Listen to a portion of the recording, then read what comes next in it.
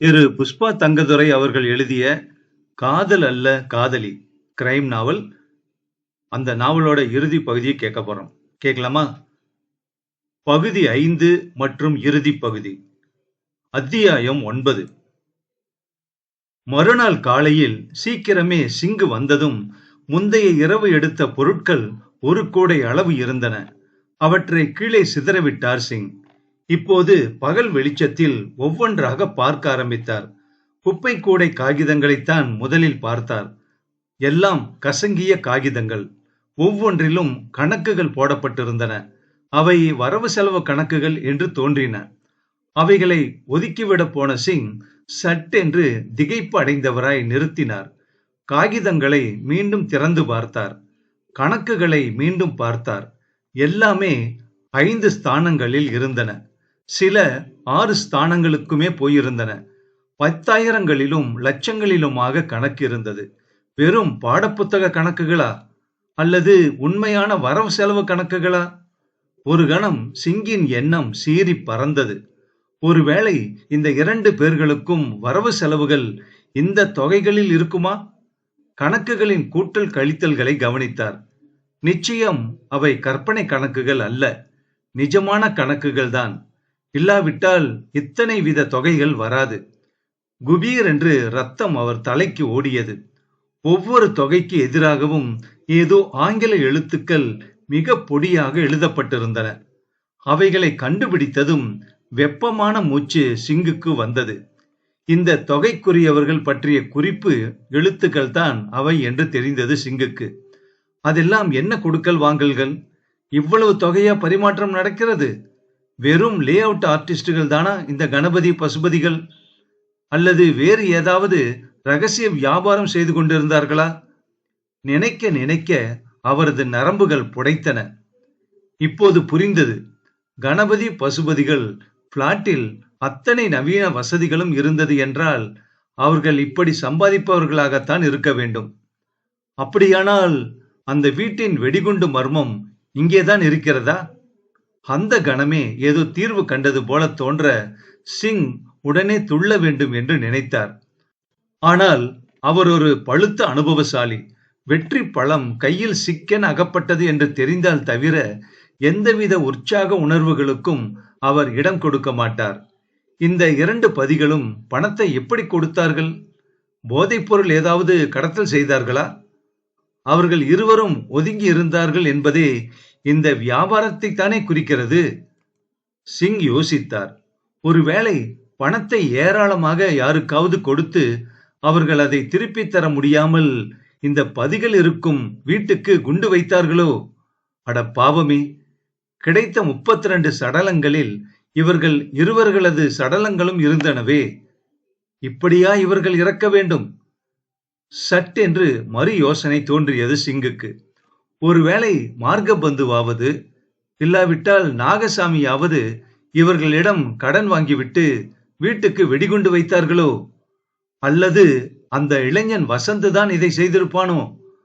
அடுத்த மற்ற காகிதங்களையும் எடுத்து பிரித்தார். ஷாகர் ஹோட்டல், பெங்களூர் என்று ஒரு காகிதத்தில் எழுதியிருந்தது. இன்னொரு காகிதத்தில் Pratima guest house, racecourse road, Bangalore என்று காட்டியிருந்தது. எதற்காவது உதவும் என்று சிங் அந்த காகிதங்களை மடித்து பையில் போட்டுக்கொண்டார். கடைசியாக ஒரு காகிதம். அதில் வசந்த் என்று போட்டு ஒரு போன் நம்பர் கொடுக்கப்பட்டிருந்தது. 96983475. அதை குறித்து கொண்டார் சிங். எல்லா காகிதங்களையுமே ஒரு பையில் போட்டுக்கொண்டார். இதர பொருட்கள் கூடையில் அப்படியே இருந்தன. இப்போது அவற்றை பார்க்க விருப்பமில்லை அவருக்கு. காகித குறிப்புகளோடு போன் முன்னால் உட்கார்ந்தார். அந்த போன் நம்பர் அவர் கண்களை உறுத்தின. ரிசீவரை எடுத்தார். டயலை சுழற்றினார். ஒரு கனத்த குரல் மறுமுனையில் கேட்டது. 96983475. எஸ், வசந்த் இருக்கிற இடம் தெரியணும். நீங்க யாரு? அதை கேட்டு ஒரு கணம் திகைத்தார் சிங். மறுகணம் குரல் தெரியலையா என்றார் இன்னும் கனத்த குரலில். தெரியும், VS கிரிதான. குட் என்றார் சிங் அதை உறுதி செய்வது போல. கொஞ்சம் ரகசியமா வச்சுக்கணும். ஓகே. வசந்த் இப்போ பெங்களூர்ல தான் இருக்கார். அப்புறம் கிரி, அந்த 80,000 என்னாச்சு என்று குரல் கேட்கவே டக்கென்று போனை துண்டித்தார் சிங். அதற்கு மேல் பேசினால் ஆபத்து. ஒரு பெரிய லாபம். வசந்த் பெங்களூரில் இருக்கிறான் என்பது தெரிந்துவிட்டது. மணியை அடித்தார். சிப்பந்தி ஓடி வந்து சல்யூட் அடித்தார். லிங்க் வந்தாச்சா? இல்ல சார், இன்னும் வரல. நான் நேரா ஏர்போர்ட் போறேன். லிங்க் அங்க வர சொல்லு. சிங் தமது கைப்பெட்டியை எடுத்து விர் என்று கிளம்பினார். மேஜையில் ஏதோ சத்தம் கேட்டது. அவர் கைப்பெட்டியை எடுத்த அவசரத்தில் மேஜையில் இருந்து கண்ணாடி குமிழி அந்த கூடைக்குள் விழுந்தது. ஒரு கணம் நின்றார் சிங். அவர் மூட நம்பிக்கைக்காரர் அல்ல. எனினும் ஏதோ தடைப்பட்டது போல இருக்க திரும்பி வந்து மேஜையின் முன்னால் உட்கார்ந்தார். சற்று களைப்பாறுவது போல் நாற்காலியின் முதுகில் சாய்ந்து கொண்டார். அவர் பார்வை தாமாக அந்த கூடை மீது சென்றது. சட்டென்று ஒரு யோசனை தோன்றியது. குப்பை காகிதங்களை மட்டும் பார்த்தோம், இந்த பொருட்களையும் பார்த்துவிட வேண்டியது தானே? ஏன் இவைகளை விட்டு வைக்க வேண்டும்? பொறுமையாக ஒவ்வொன்றையும் பார்த்து அப்பால் வைத்தார். அவருக்கு தேவைப்படாது என்று தோன்றியது. எல்லா பொருட்களும் முடியும் நிலையில் அந்த பொருள் ஒன்றுதான் அவர் கையில் தங்கி நின்றது. இது அலுமினிய தகடா அல்லது ஈயத்தகடா? மேஜை மீது அந்த துணுக்கை பரப்பி வைத்து பார்த்தார். வெறும் தகடுதான். இதன் ஓரங்களில், ஆமாம், இவை என்ன? பூ போட்டது போல இருக்கிறதே. பூவா அல்லது மந்திர எழுத்தா? இது ஏதாவது மாந்திரீக சமாச்சாரமாக இருக்குமோ? யோசித்துக் கொண்டே இருக்கும்போது பளீர் என்று மனதில் ஒரு மின்னல் எழுந்தது. எதையோ அதிசயமாக கண்டவர் போல் அந்த தகட்டை மகிழ்ச்சியோடு எடுத்து பாக்கெட்டில் போட்டார். சிங் எழுந்தார். லிங் எதிரே தென்பட, லிங் உடனே வா, பெங்களூர் போறோம் என்றார் சிங். அத்தியாயம் 10. பெங்களூர் எக்காமல் ஹோட்டலில் இறங்கி 2 நாட்களாகிவிட்டது. பிரதிமா கெஸ்ட் ஹவுஸிலும் ஷாகர் ஹோட்டலிலும் விசாரித்து விட்டார். வசந்த் கிடைக்கவில்லை. எமாக்கல் ஹோட்டலில் உட்கார்ந்து கொண்டே மற்ற எல்லா ஹோட்டல்களுக்கும் போன் அடித்து பார்த்தார். வசந்த் அகப்படவில்லை. லிங்க் என்று அவனை அழைத்தார். எஸ் சார் என்று வந்தான் லிங்க். இனிமே வேற வழி இல்ல, ஒவ்வொரு இடமா தேட வேண்டியதுதான் என்றார் அவனிடம் சிங். இருவரும் அன்று மாலை மெஜஸ்டிக் சர்க்கிளுக்கு புறப்பட்டார்கள். சுமார் 4:45 மணி இருக்கும். சாலைகள் நிரம்பி வழிந்தன. சிங் கூட்டத்தில் ஒவ்வொரு அடியாக எடுத்து வைத்தார். அநேகமாக பலரும் அவரை விலகி போக வேண்டி வந்தது. சிங் யாரையும் பொருட்படுத்தவில்லை. அவர் கண்கள் அந்த ஜன வெள்ளத்தில் நீந்தி சென்றன. சினிமா போவோர் வருவோர், ஷாப்பிங் போவோர் வருவோர், உல்லாசம் தேடுவோர், அதற்கு அழைப்போர், இப்படியாக சகலவித நபர்களும் மெய்மறந்து அந்த வெள்ள அலையில் மிதந்து கொண்டிருக்க சிங் ஒவ்வொரு முகத்தையும் விடாது பார்த்தார். அவர் மனதில் பெரிய உறுதி இருந்தது. ஆற்று மணலில் கடுகை தேடுவேன் என்று முனைந்தார் சிங். பிள்ளையார் கோயில் பக்கம் ஆரம்பித்தவர்கள் சபேதார் சத்திரம் ரோடு திருப்பம் வரை வந்துவிட்டார்கள். அப்போது சட்டென்று லிங்கின் கையை பிடித்து அழுத்தினார் சிங். லிங்க் திடுக்கிட்டு திரும்பி பார்த்தான். சிங் ஜாடை காட்டினார். அவர் காட்டிய இடத்தில் லிங்க் பார்த்தவுடன் விசில் அடிக்காத குறைதான். அவன் எத்தனையோ தடவை அந்த உருவத்தை மனதில் பதிய வைத்துக் கொண்டிருக்கிறானே. அந்த ஆசாமி இங்கேயா இருக்கிறான்? லிங்க், இது மார்க்கபந்து தானே? ஆமா சார். லிங்க், அவனை நாம பின்தொடர்வோம். இருவரும் தொடர்ந்தார்கள். மார்க்கபந்து தான் குறிக்கோள். மார்க்கபந்து அங்கும் இங்கும் நாசுக்காக பார்த்தவாறு சத்திரம் ரோட்டில் நடந்தான். சிங் ஒரு தூரத்திலும் அவருக்கு பின் லிங்கும் பின் தொடர்ந்தார்கள்.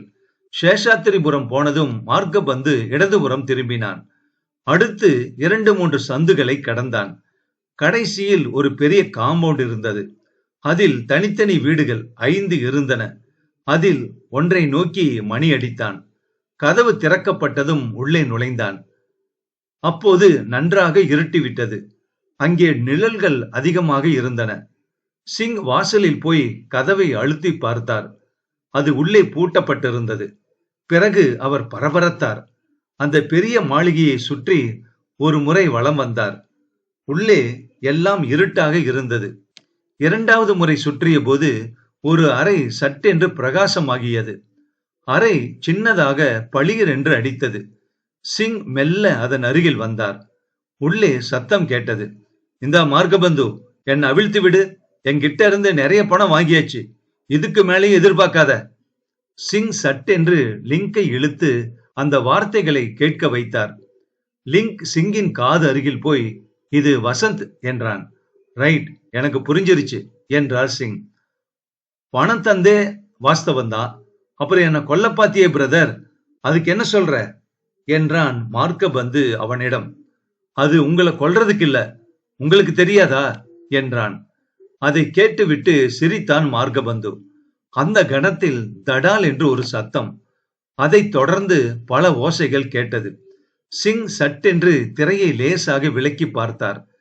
உள்ளே 2 பேரும் கைகலப்பில் ஈடுபட்டிருந்தார்கள். வசந்த் தன்னை சுற்றிய கயிற்றை மெல்ல மெல்ல அவிழ்த்திருக்க வேண்டும். அந்த காரியத்தை மார்கபந்து அங்கே வருவதற்குள்ளே முடிந்திருக்க வேண்டும். மார்கபந்துவிடம் இன்னும் அவன் கட்டுப்பாட்டில் இருப்பது போலவே வசந்த் பேசியிருக்க வேண்டும். உள்ளே பலத்த கைகலப்பு. தம் தம் என்று ஓசைகள் வந்த வண்ணம் இருந்தன.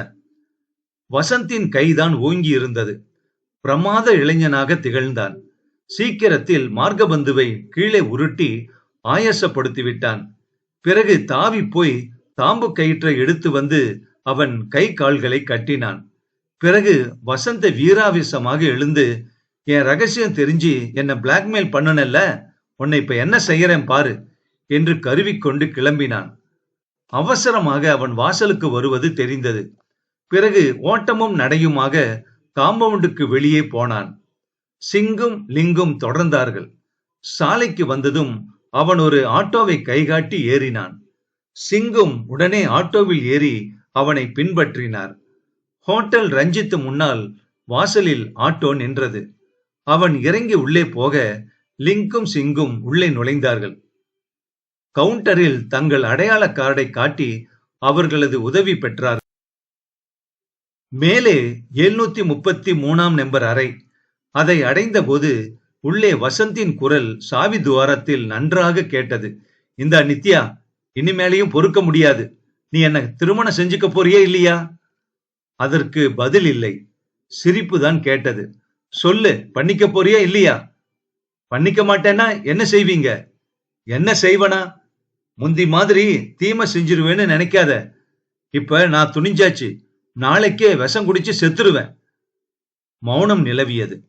நீ அதனால தப்பிச்சிடலாம்னு நினைக்காத. நீதான் அந்த வீட்டுல வெடிகுண்டு வச்ச. எனக்கு உடந்தையா இருந்தேன்னு போலீஸுக்கு லெட்டர் எழுதிட்டு தான் சாவேன். அதனால நான் இறந்தா நிம்மதியா ஒரு நல்ல ஆளை தேடி கல்யாணம் பண்ணிக்கலாம்னு நினைக்காத. போலீஸ்லயும் கோர்ட்லயும் உன் பேரு சிரிச்சு ரிப்பேர் ஆயிடும். உன்னை எவனும் கல்யாணம் பண்ணிக்க மாட்டான் என்று வசந்த் நீளமாக பேசினான். மௌனம். இந்தா பதில் சொல்ல போறியா இல்லையா என்று மீண்டும் எரிச்சலுடன் கேட்டான் வசந்த். இந்தாங்க, போலீஸுக்கு சொல்லிடுவேன்னு பயமுறுத்தி பெங்களூருக்கு என்னை இழுத்துட்டு வந்தாச்சு. இப்ப திருமணம் செஞ்சுக்கன்னு வற்புறுத்துறீங்க. இஷ்டம் இல்லாதவள ஏன் இப்படி வற்புறுத்துறீங்க? என்ன இஷ்டம் இல்லையா? அப்ப ஏன் என்ன லவ் பண்ண? முதல்ல நல்லவன்னு நினைச்சு பண்ணுன. அப்புறம் ஆ என்று ஒரு குரல் கேட்டது. அது நித்யாவின் குரல்தான். சிங் உடனே கதவை தட்டினார். பலமாக தட்டினார். யாரது என்று கோபமாக கேட்டு வசந்த் கதவை திறந்தான். லிங்கும் சிங்கும் உடனே உள்ளே போய் அவனை பிடித்துக் கொண்டார்கள். நித்யாவுக்கு அவர்கள் போலீசார் என்று புரிந்து கொள்ள சற்று நேரம் ஆகியது. சிங்குக்கு தெரியும் நித்யா ஒருத்திக்குத்தான் கதை பூராவும் தெரியும் என்று. சொல்லுமா, உனக்கு என்ன நேர்ந்துச்சு? நித்யா அவரை ஏறிட்டு பார்த்தாள். ஒண்ணுமில்ல சார், அவரோடு கொஞ்ச நாள் பழகிட்டு இருந்தேன் சார். அப்புறம் விட்டுட்டேன் சார். என்ன திருமணம் செஞ்சுக்க வற்புறுத்துறார் சார். ஏன் அவரை விடுற நீ? அது அது சில அபிப்பிராய பேதங்கள் சார். இப்ப உன்னை கொள்வேன்னு சொன்னாரே. காதல் வந்தாச்சுன்னா இது போல வார்த்தைங்க இள வயசுக்காரங்களுக்கு சுலபமா வரும். வசந்த பத்தி உனக்கு என்ன தெரியும்? அதிகமா தெரியாது. அவன் சமீபத்துல ஏதாவது தீய காரியம் செஞ்சானா? எனக்கு தெரியாது சார். சிங்குக்கு புன்னகை வந்தது. உண்மையில் நித்யா ஒரு நல்ல பெண். இவ்வளவு கஷ்டம் வந்த போதிலும் அவள் வசந்தை காட்டிக் கொடுக்க விரும்பவில்லை. இந்தா நித்யா, எல்லாம் எங்களுக்கு தெரிஞ்சாச்சு. அந்த கணபதியும் பசுபதியும் 100 ரூபா நோட்டு கள்ளத்தனமா தயாரிச்சாங்க இல்ல? அதை கேட்டு திடுக்கிட்டாள் நித்யா. இதோ பாரு என்று சிங் தமது பையிலிருந்து அந்த ஈயத்தகட்டு துண்டை எடுத்து காட்டினார். வசந்த் இந்த ஆட்களோடு சேர்ந்தான். இவங்க நோட் அடிச்சு கொடுத்தாங்க. வசந்த் அதை தனது பேங்க் மூலம் விநியோகம் பண்ணான். அவள் கண்கள் அதை கேட்டு பெரிதாகின. நிறைய கள்ள நோட்டு புழங்குறதுன்னு எங்களுக்கு ரிப்போர்ட் வந்தாச்சு. நாங்க அதன் காரணத்தை கண்டுபிடிச்சாச்சு. அதுக்கு வசந்து தான் காரணம். அதை கேட்டு அவள் கண்கள் கலங்கின. அடிக்கடி வசந்த் அந்த பிளாட்டுக்கு வந்தபோது உனக்கும் அவனுக்கும் பழக்கம் ஏற்பட்டுச்சு. நீ முதல்ல அவனை காதலிச்ச. ஆனா பின்னாடி அவன் மேல உனக்கு சந்தேகம் வந்துருச்சு. வசந்த் இருக்கானே, அவனும் அந்த பதிகளும் சேர்ந்து நோட் அடிக்கிற விஷயம் மார்கபந்துக்கு தெரிஞ்சது. நாகசாமிக்கு தெரிஞ்சது. 2 பேரும் வசந்த பிளாக்மெயில் பண்ணி பணம் வாங்கினாங்க. வாங்கிக்கிட்டே இருந்தாங்க. கொடுக்கலன்னா பயமுறுத்தினாங்க. சிங் இங்கே நிறுத்தினார். பிறகு நித்யாவை பார்த்து, இதுவரைக்கும் என்னுடைய யூகம். இதுக்கு மேல நீ சொல்லுமா? அவள் விசித்தாள். சொல்லுமா, இல்லாட்டியே நாங்க கண்டுபிடிப்போம். ஆனா அதுக்கு இன்னும் கஷ்டப்படணும். இன்ஸ்பெக்டர், சொல்றேன் இன்ஸ்பெக்டர். வசந்த அவங்க 2 பேரும் பிளாக்மெயில் செஞ்சாங்க. அவருக்கு பயம் வந்துருச்சு. விஷயம் எப்படியாவது வெளியே போயிடும்னு பயம். அதுக்காக ஒரு திட்டம் போட்டாரு. நாகசாமி மார்கபந்து 2 பேரையும் அந்த பதிகள் வீட்டுல சந்திக்கிற மாதிரி. அவங்க சந்திக்கிற நேரத்துல டைம் பாம் வச்சு இந்த கட்டடத்தை தகர்த்துறதா திட்டம். ஆனா ஜாட மாடையா அவர் வீட்டுல குண்டு வைக்க போறது எனக்கு தெரிஞ்சு போச்சு. என்னுடைய அம்மாவை கூட்டிக்கிட்டு அத்தை வீட்டுக்கு போக சொன்னாரு. அதுல இருந்து நான் கொஞ்சம் புரிஞ்சுக்கிட்டேன். அப்புறம் அவர் பேச்சுல டைனமைட் என்கிற பேரு எதேச்சியா கேட்டது. அதுதான் வெடிமருந்துன்னு தெரிஞ்சு போச்சு. நான் அந்த கட்டடத்துக்கு நேரக்கூடிய ஆபத்தை சொன்னேன். அவங்க அதுல இருந்து தப்பிச்சிட்டாங்க. அது மட்டும் இல்ல, நயவஞ்சகமா பின்னாடி வசந்த பிளாக்மெயில் பண்ண ஆரம்பிச்சாங்க. இப்ப என்ன இவர் கல்யாணம் செஞ்சுக்கிறது மூலம் ஒரு பொண்டாட்டி தன்னுடைய கணவனுக்கு எதிரா எதுவும் சொல்ல மாட்டான்னு வசந்த் நினைக்கிறாரு. எனக்கு அதுல இஷ்டம் இல்ல. இதுக்கு அவர் என்ன மிரட்டுறாரு சார். இன்னும் ஒரே ஒரு விஷயம் சொல்லுமா? அந்த நாகசாமி இப்ப இருக்கானா இங்க? இருக்காரு. அசோகா ஹோட்டல்ல தங்கி இருக்காரு. பிடிங்க சார் அவனை. பொண்ணுங்களை ஏமாத்துறவரு. மதனாவை கொன்னுட்டாரு தெரியுமா? ஐயோ பாவி, கொன்னுட்டானா? ஆமா, கொலைக்காக காதல் பண்ணி அவளை கொன்னுட்டான். என் விஷயத்திலையும் அப்படிதான் நடந்திருக்கு இன்ஸ்பெக்டர். என்ன இவர் காதலிச்சது, திருமணம் செய்ய நினைக்கிறது எல்லாம் ஒரே ஒரு குறிக்கோளோடு தான். என்னை எப்படியும் பின்னால கொன்னுடணும்னு நினைச்சிருப்பாரு. சரியான கிராதகன்னு தெரியும். ஆனா பைத்தியக்காரத்தனமா அகப்பட்டதால அவருக்கு கொஞ்சம் பரிஞ்சு பேசிட்டேன். அதை இப்போ மறந்துருங்க இன்ஸ்பெக்டர். இப்ப அவரை கைது செய்யுங்க. நான் சாட்சி சொல்றேன் என்றாள் நித்யா. வராந்தாவில் கட்டி வைத்திருந்த வசந்தை பின்னர் போலீஸ் ஸ்டேஷனுக்கு அழைத்துச் சென்றார்கள் இருவரும். காதல் அல்ல காதலி நாவல் முற்றும்.